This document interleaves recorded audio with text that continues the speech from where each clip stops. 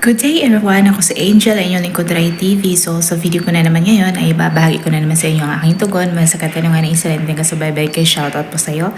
Sana ang interpretasyon na ito ang sagot sa iyong katanungan at para na din sa inyo dyan na mahikantol sa panaginip na ito, paalala ko lamang lagi na ito ay isang general interpretation. Kaya hinihiling ko sa inyo na unawain at tingnan mabuti ang mga nangyayari sa inyong buhay ngayon at gamitin ang mga impormasyon na maaaring ibabahagi ko at para labis nyo maintindihan ang ibig sabihin yung panaginip ay panoorin nyo ang video na ito hanggang sa matapos at kung ito ay nag-resonate bawat isa sa inyo, please leave us a comment at huwag natin kalimutang mag-like, mag-subscribe at hit na notification bell para maging update kayo lagi as may hindi pa nakapag-follow sa aking Facebook page. Follow nyo na po Duray TV at i-share nyo na din.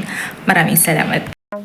Ang paglangoy or pagsisit ay konektado sa ating life experiences, in some respects sa ating own philosophy. At ang panaginip tungkol sa paglangoy or pagligo can came in many different forms.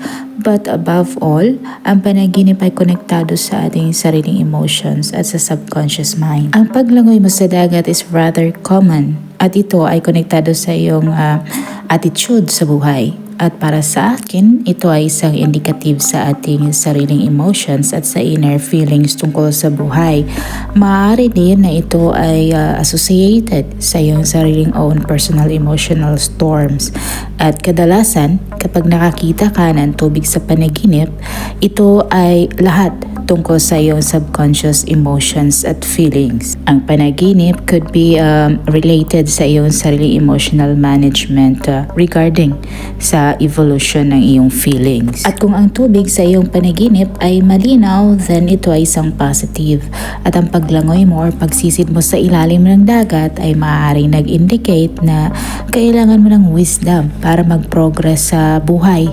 Kung ang tubig ay kulay asul at malinaw, then may magandang bukas na nag-aantay sa iyo.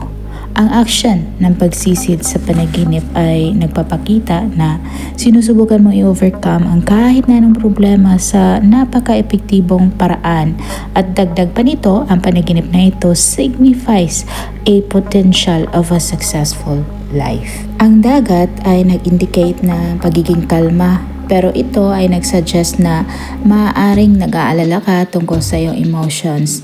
At ang pagkakita mo ng malaking alon can indicate sa nararamdaman na pagkalula ng mga bagay na nangyayari sa iyo. Ito din ay nag-imply na kasalukuyan ay you are working on an undercurrent of emotions. Also, isipin mo din ang tungkol sa paraan ng paglangoy mo. Ito ba ay madali para sa iyo? Importante po ito dahil kung nahihirapan ka, maaaring ito ay nag-indicate na maaaring kakailanganin mong intindihing mabuti ang kahit na anong problema going forward. At ang pagsisid mo sa ilalim ng dagat ay nag-imply na mayroong mga nakatagong feelings sa buhay. Sana nagustuhan niyo ang dream interpretation na ibinahagi ko sa inyo ngayon at makibahagi natin sa inyo mga opinion at katanungan sa pamamagitan ng pagkomento sa baba.